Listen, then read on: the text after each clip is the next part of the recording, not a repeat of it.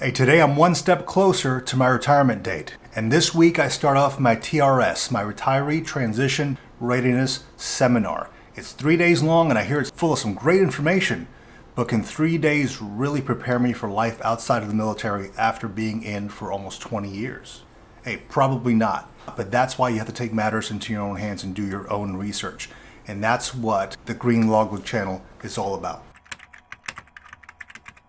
So with that, I'm going to talk a little bit about SkillBridge. I attended a seminar last week that talked all about SkillBridge and gave me some really good info. No matter if you're getting out after 4 years or getting out after 24 years. So what is SkillBridge? Let's check it out.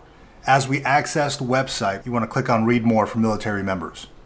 It'll kind of give you an overview of what SkillBridge really is. SkillBridge is an excellent opportunity as you plan for your life after the military. SkillBridge matches civilian opportunities to your job training and work experience at the end of your military duty. In addition to opportunities such as tuition assistance and the GI Bill program, you can enhance your marketability and career prospects by participating in a SkillBridge opportunity. Now I want to highlight this part right here. Any rank, enlisted or officer, may apply for SkillBridge. SkillBridge permits you to use up to the last 180 days of service to train and learn with an industry partner.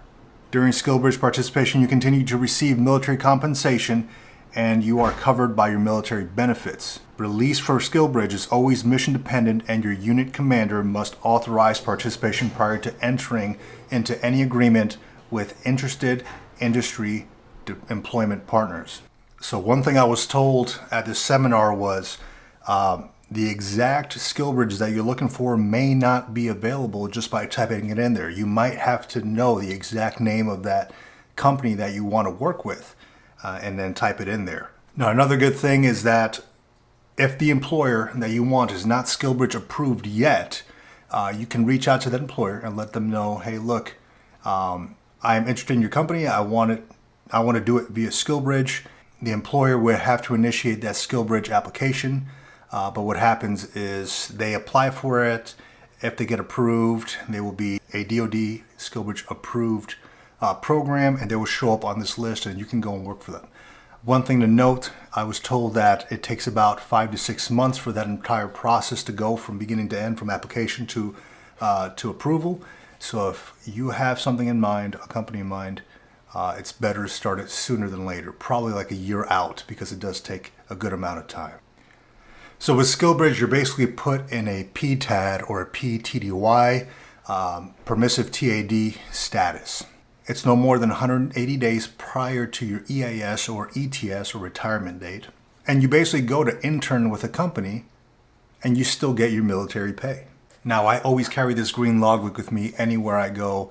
And this time around, I took some good notes and I'm going to share some good information with you. So here are top 10 things that I picked out from that SkillBridge seminar that I'm going to share.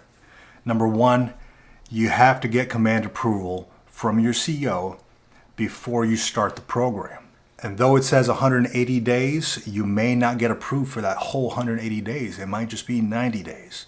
So one thing I want to note with that is if somebody in your chain of command says, no, they don't want you to go on SkillBridge, that's fine. They can put their recommendation on there, but it still needs to go up to the CEO for final approval. So still continue to wrap that thing up. Number two, I was told that the 180-day window is waiverable via an AA waiver.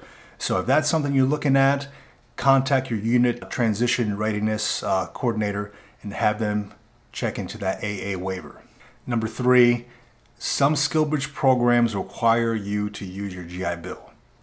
I said that right, your GI Bill. Now, if it's a company that you really want to work with and they're going to provide you with tools or credentials or education, and you don't mind using your GI Bill, by all means, go ahead and move forward with that company. But as for me, I will not be doing that because my GI Bill is spread amongst all my dependents, all my kids. So that may be good for some, it's not good for me. Number four, the website does not outline which companies require your GI Bill. So you're going to have to actually apply for that company and do the whole interview process in order to find that out. Or even reach out to that company and ask them beforehand, hey, do you require my GI Bill for this program?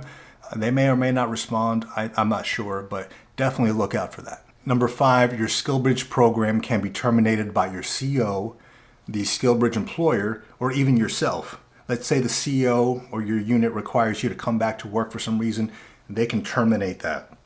Let's say your employer, you're just not a good fit with your employer, the employer can terminate that. Let's say that SkillBridge is not a good fit for you. You can even approach your employer or the SkillBridge employer and tell them you want to cancel or terminate that SkillBridge. Number 6, with that termination of the SkillBridge program is only a one-time thing. So if you get terminated or if you terminate that thing, you can't go back and do another SkillBridge. It's only a one-time deal.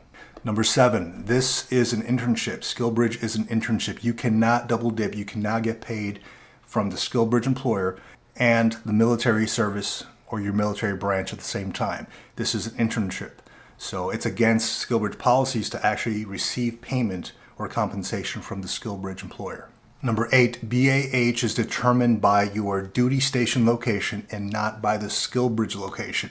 Now, let me dissect that a little bit. Let's say you're stationed in San Diego, California, kind of high cost of living, high BAH rate, right? And you know you want to move to San Antonio, Texas, which is significantly a lower cost of living and a lower BAH rate. And your SkillBridge program also happens to be in San Antonio, Texas as well. Let's say you got approved for 6 months of SkillBridge. Now let's say you're an E7 in San Diego and that BAH for you happens to be $3,945 with dependents.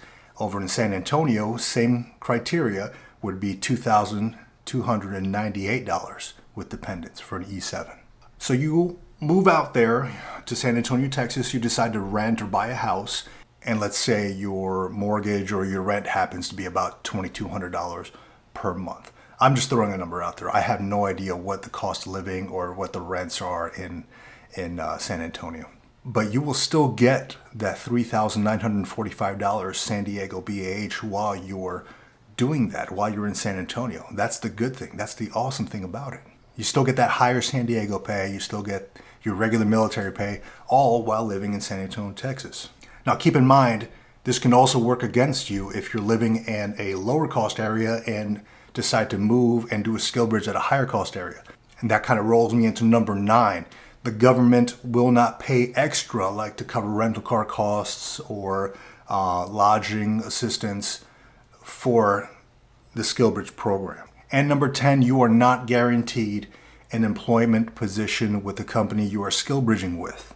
Okay, you still have to do the interview process, still have to go through those steps in order to obtain employment with that company.